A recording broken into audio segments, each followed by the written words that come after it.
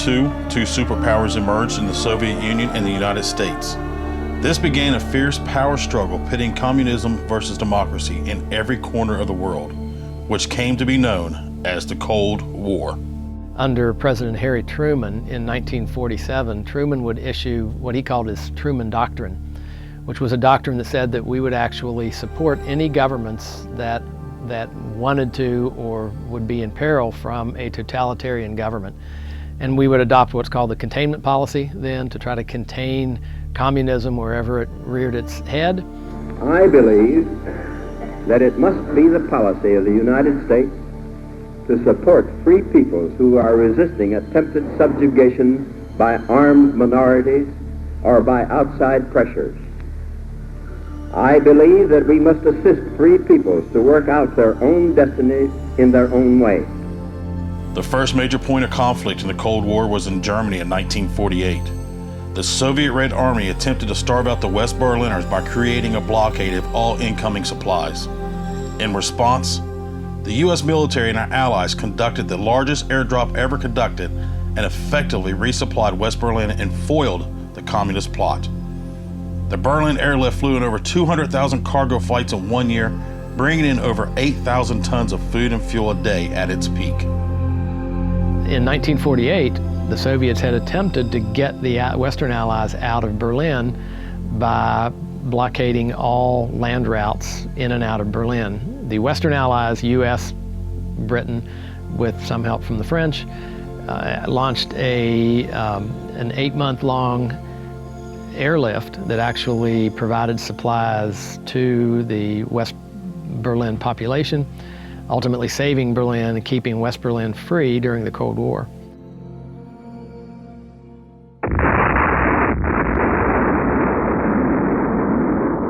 In 1949, the Soviets displayed to the world that they now achieved nuclear capabilities. This began a nuclear arms race that changed the world forever. And when they detonated that in 1949, it suddenly catapulted them on the world stage as the second superpower in the world next to the United States.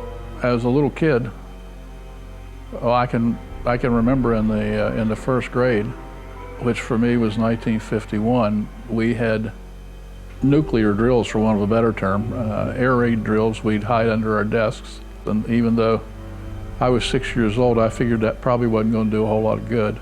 These children are practicing to duck and cover just as you do in your school. The weapons got more powerful and multiplied to the point where we each had thousands of warheads deployed at various places throughout the globe, pointed at each other or at our allies. Dum dum, beetle dum dum, beetle dum dum, beetle dum dum. There was a turtle by the name of Bert, and Bert the turtle was very alert. When danger threatened him, he never got hurt. He knew just what to do. He ducked and cover, ducked and cover. He did what we all must learn to do. You and you and you and you, duck and cover. Be sure and remember what Bert the Turtle just did, friends, because every one of us must remember to do the same thing. That's what this film is all about. Duck and cover. Dum dum, beetle dum dum. On Sunday, June 25th, Communist forces attacked the Republic of Korea.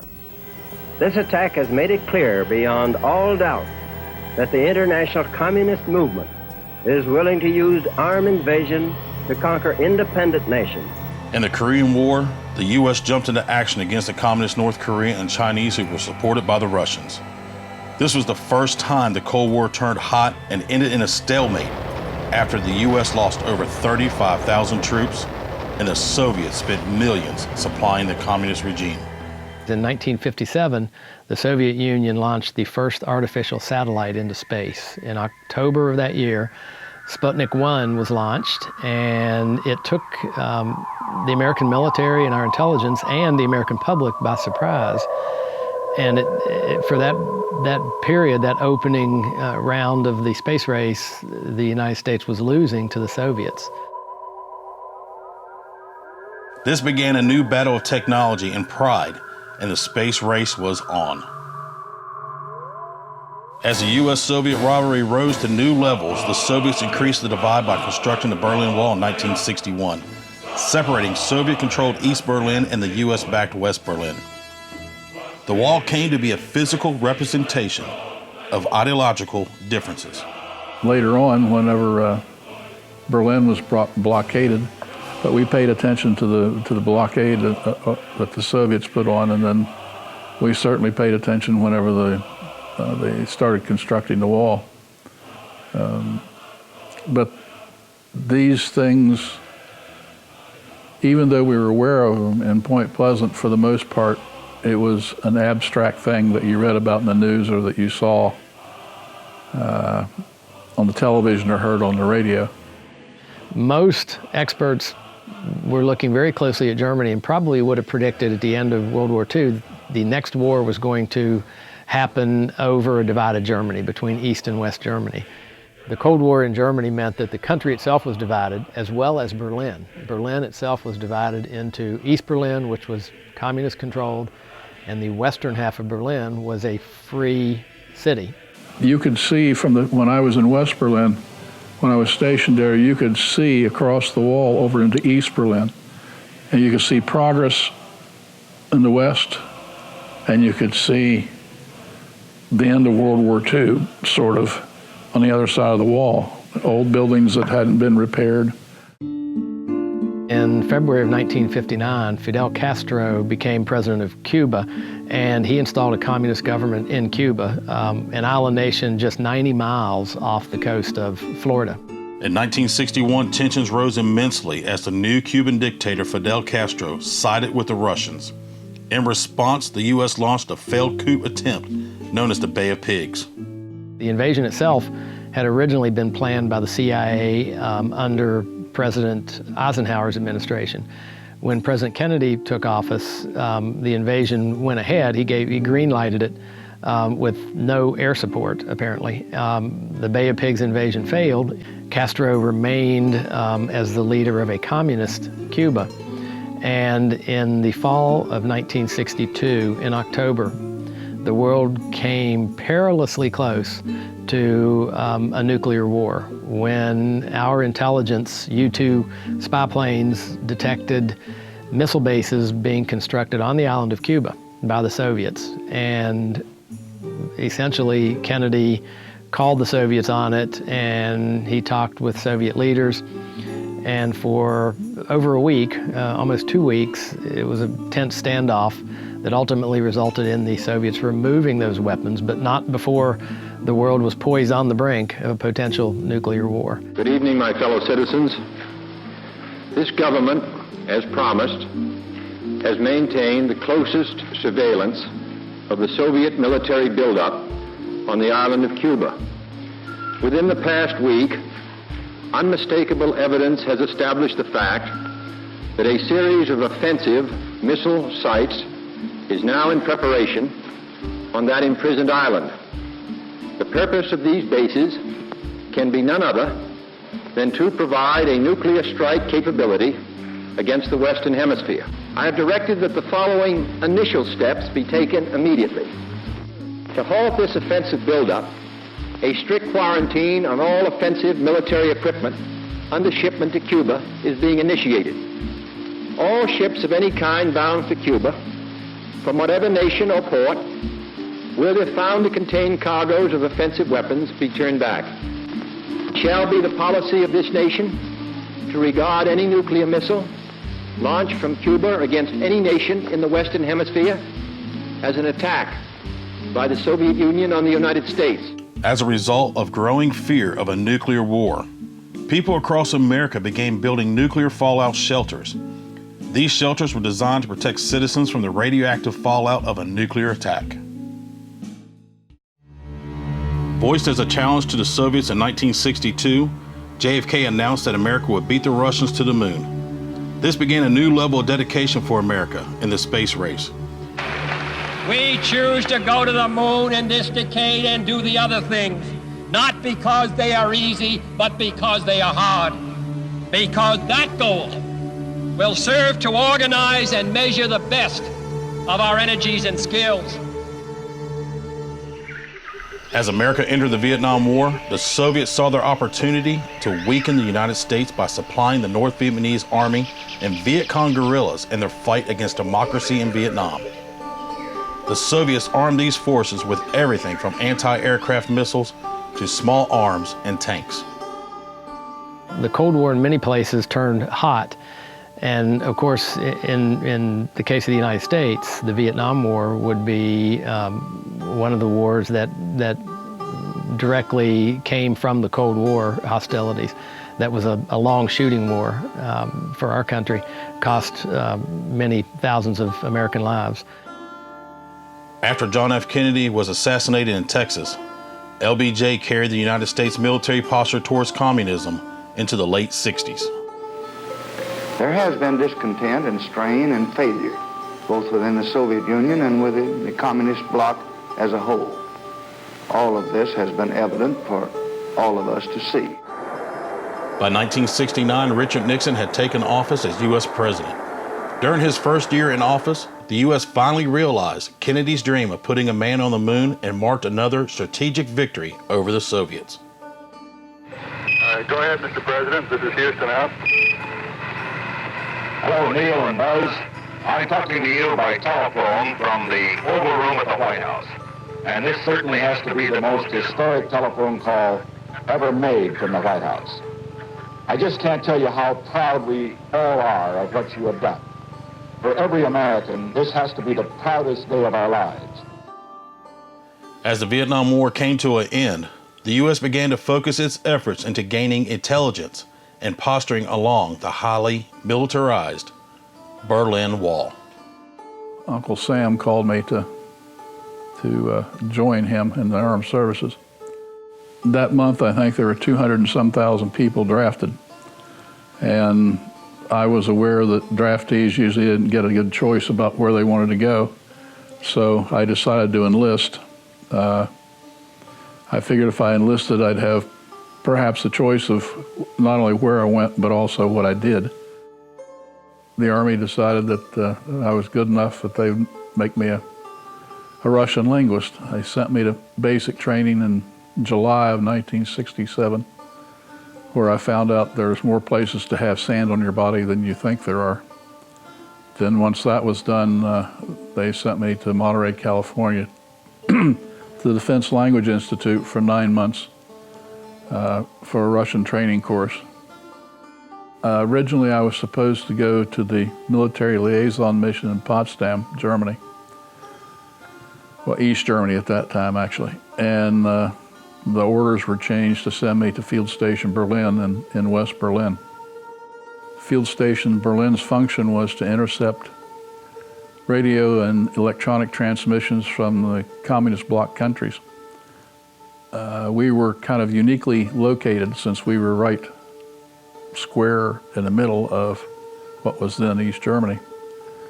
And there were about roughly 39,000 troops. And of the Soviets, there were 320-some thousand. So you might say we were outgunned by a long shot. Our particular site where I did my daily thing was number one on the target list for all the rocket and artillery units throughout East Germany. Once we became aware of something, we had a 5-minute window between the time we were aware of it and the time that it was supposed to be in Washington. Had the Russians want to get to Europe, take any other part of Europe, we were termites. They would not have done anything other than put a sign on the city or on the wall around Berlin that said concentration camp and keep on going. I was a language person, so I was interested in taking what was being captured, translating it, synopsizing it into something readable and informative and move it on to where it needed to go. As this real-life game of cloak and dagger continued, the nuclear arms race remained alive and well, with both sides building staggering nuclear arsenals. I went in on active duty as an Air Force officer. I volunteered to serve in the Strategic Air Command in the Minuteman Missile Force. All of us were of the generation known as baby boomers. We had been brought up by parents who knew World War II and the Korean War intimately. A lot of our fathers, in fact, probably most of us had fathers who served in the military during World War II. Our mothers, as they say, fought on the home front. Rosie the Riveter could easily have been our mother. Our father could easily have been any of the movie heroes that we saw fighting the Japanese and the Germans during the war. As the Vietnam War was winding down, I was on active duty in the Air Force and very much aware of what was going on. Yet, because of my duty assignment, I was assigned to North Dakota, and there wasn't much going on in North Dakota except those of us who served there. It was clear that we were getting out of Vietnam.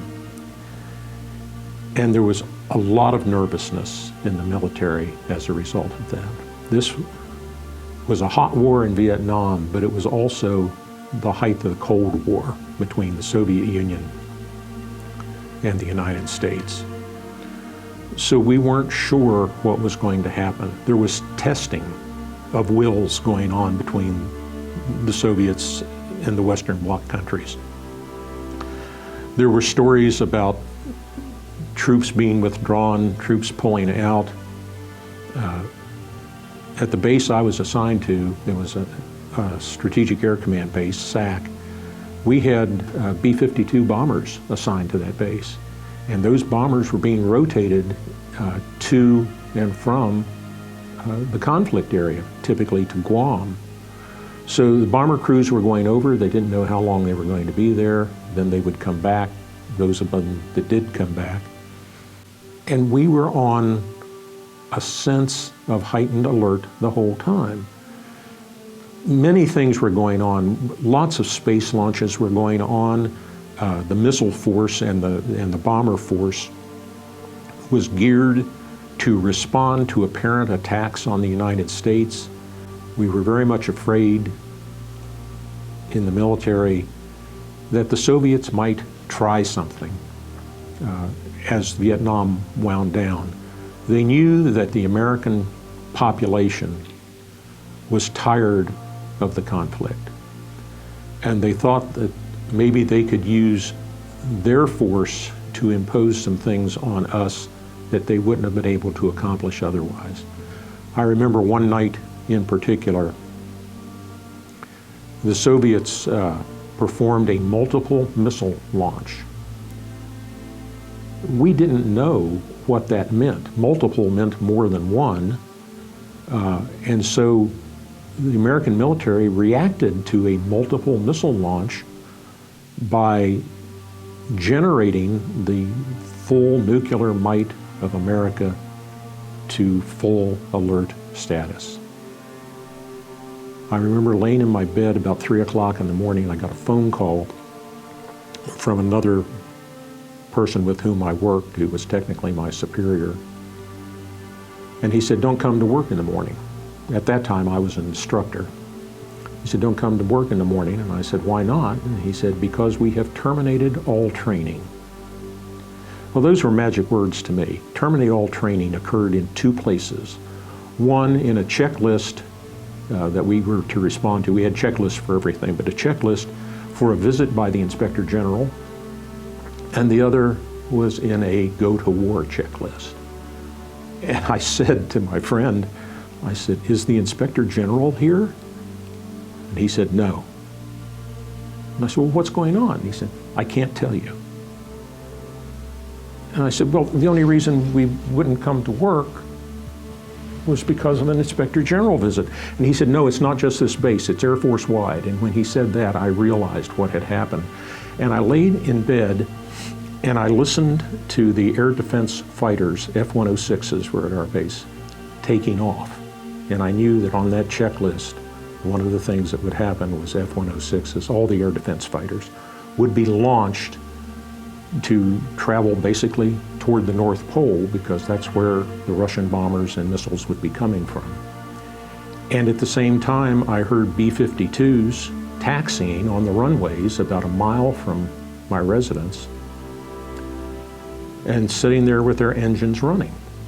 That was the next step to a positive controlled launch, which meant they would go out and wait for the go-to-war order while they were in the air. And I remember thinking, I had two basic thoughts. One was, should we go to the basement?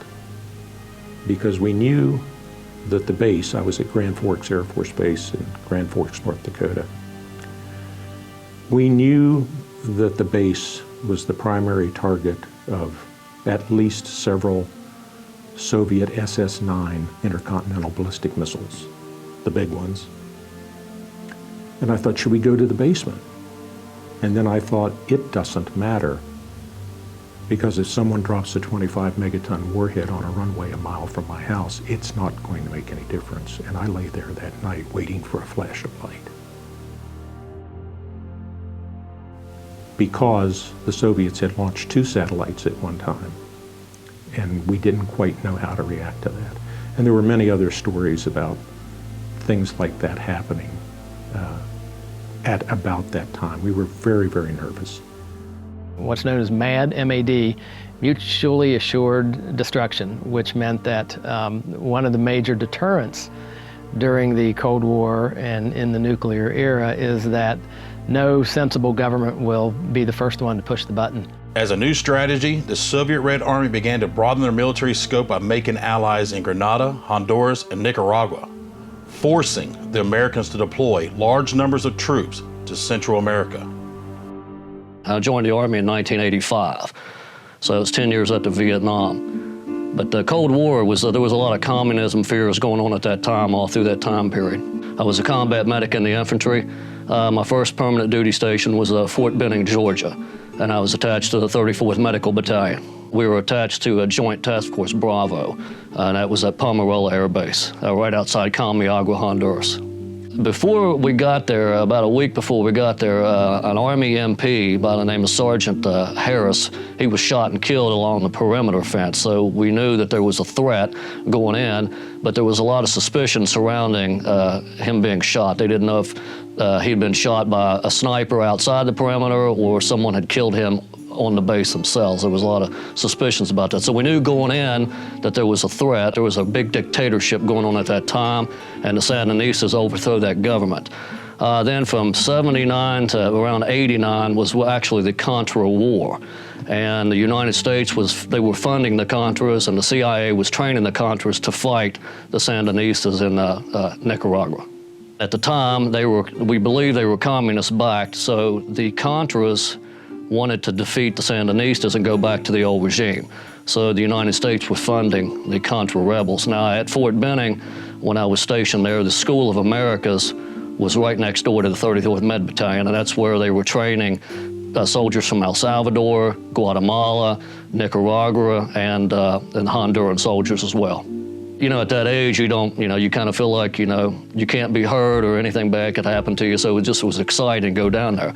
But then once we got there and we realized actually what was taking place, and basically in Honduras, even though Honduras wasn't actually involved in a conflict with Nicaragua, but the Honduran soldiers were being trained by CIA advisors, special forces were training them, and the Contras had base camps along the Nicaraguan Honduran border.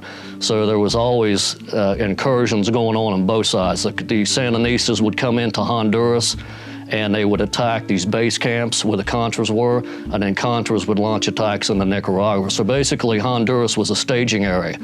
And the United States was funding all this. It was a command and control situation, the logistical, and also air support. They ferried in Honduran troops and Contras into Nicaragua, and also in the incidents that happened in El Salvador.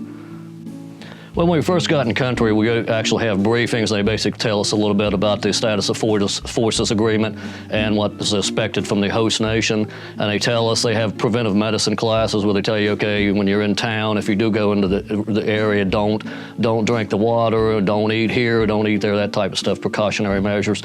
But then they also tell you, okay, this is what we're going to be doing as far as daily ops go. And they had jungle ops daily. And what we would do is they had a field hospital at Palmerville Air Base, and they would also have people from the Honduran villages come to the air base, and they provided medical treatment for the people. And then the jungle ops, basically we would fly out in medevac helicopters and we would go to remote villages. And we gave vaccinations and stuff like that to the villagers, provided medical treatment, just basic medical treatment. But even though all this was going on, it was a humanitarian effort that was going on, but at the same time, it was basically nothing more than a guise for what was going on with the covert war that was going on. We call it the Reagan-Bush secret war. There were pockets where there was fighting going on. So if they went out and they reconned and saw there was a threat, we would not go out to that area. The rules of engagement for us were we do not do anything at all unless we're actually attacked. Then we could return fire if something happened. But anytime we went out, they would scout out the area first and then we'd fly in. The only time that we were really under any type of imminent threat was we were in a village providing immunizations, and then we got some intel that there was some movement, that Sandinistas were moving into the area. So we got on the helicopters and basically got out of the area. And we ran into a storm at the time, so we flew into a low area, and they dropped me and my buddy ski off in the jungle. And then they went on back to base, and then they came back a little bit later on once the weather was a little bit better, and they picked us up and took us back. So it was interesting for us just to be out in the jungle alone, you know, knowing that these individuals were somewhere in the area, and here we were out there, just the two of us. So it was a little bit scary, but it was exciting at the time, but also scary as well. It was sometime about a week and a half after we left, a restaurant, a Chinese restaurant that soldiers frequent in Kamiaga, was bombed by Sandinista rebels. Decades after the 1953 armistice was signed, the U.S. still faced down North Korean communist forces after the demilitarized zone. To this day, over 30,000 U.S. troops are deployed to the Korean Peninsula at all times. We got over in Korea in August of '87, and I was over there for about 15 months. We flew in got to Camp Coiner Army Base, and basically what they do there is they tell all the soldiers there whether they're going to be stationed in the 2nd Infantry Division, which is up north on the DMZ, or you're going to get sent down south to the 8th Army. Well, I had been in the infantry for so many years down at Fort Benning and different deployments that I was hopefully going to be deployed to a battalion aid station, or I was hoping I'd get sent to a hospital. Well, they were calling out all the names, and they said Specialist Day, 2nd Infantry Division, so I thought, well, you know, I'm going to get sent to the DMZ, and I'm going to be in the field for most of my time over there. So I knew where I was going. It was infantry again. I mean, that was at the height of the Cold War. Of course, at the time, the Soviet Union was still intact, and they were heavily supporting, you know, the North Korean soldiers along the DMZ. The entire time that we were there, we knew that Communist China was supporting North Koreans, as well as the Soviet Union was supplying arms to North Koreans. So there was always a lot of that stuff going on at that time. But we knew that the Soviet Union was backing a lot of what was going on that the North Koreans were doing. At the DMZ itself, there's a fenced-in area that runs for so many miles, and then once you get outside that area, you get into the mountainous regions, there is no fencing. You just occasionally run into a posted sign, and on the South Korean side, it's in English and Korean. It tells you that you are entering the Democratic People's Republic of Korea, which is the communist north. And then if you look on the other side of the sign, on the north side, it tells you it's in Russian, it's in Chinese, and it's in Korean language. It tells you that you're entering the Republic of South Korea. So there's a lot of times where people would deliberately or accidentally cross the border. And usually on the American side, there was no deliberate crossings into the north, but there were always incursions from North Korean soldiers. They would deliberately cross into the south, and sometimes there would be small skirmishes. They would come in and engage with some South Korean or some American infantry troops along the border. The Korean people themselves, the younger generation at that time, we're talking '87, '88, they did not want the United States there. There were a lot of protests going on, and they wanted all bases shut down. But the older generation of Koreans, they liked the United States being there because a lot of the older generation were there when we intervened when the North attacked in 1950.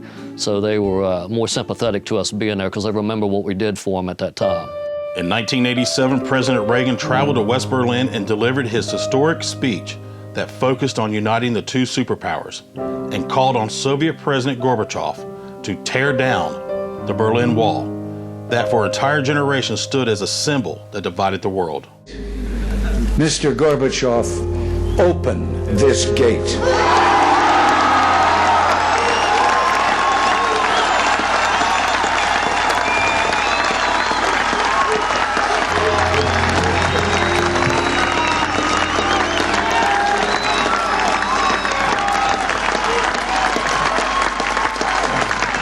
Mr. Gorbachev, Mr. Gorbachev, tear down this wall. Folks in Berlin were ecstatic, and it sort of sent a message to the Soviets that the wall needs to come down and we need to enter a new era. The entire time I was in the service from active duty Army from 85 to 88, the Soviet Union was the boogeyman. It was all the training that we did was geared towards going up against the Soviet Army. When the wall fell, which I never imagined that it would, my friends and I, my fellow Army people that get together every couple of years, none of us could believe that the Cold War was over. When the Soviet Union fell, it was over. It was a good feeling. Few people could have predicted this. Rather than the Soviet Union going out in a blaze of gunfire or nuclear holocaust, essentially the Soviet Union melted away. U.S. President Bush announced that the Soviet Union had finally disbanded and democracy would become the law of the land in Russia and the former Soviet states. I'm not sure we've absorbed the full impact, the full import of what happened. But communism died this year. Although many veterans fought on the front lines to deter communism, many veterans helped to end the Cold War in ways that are often forgotten. After over 4 decades of turmoil, these veterans' service brought the Cold War to an end, and a new era of peace began. Remember what to do, friends. Now tell me right out loud. What are you supposed to do when you see the flash?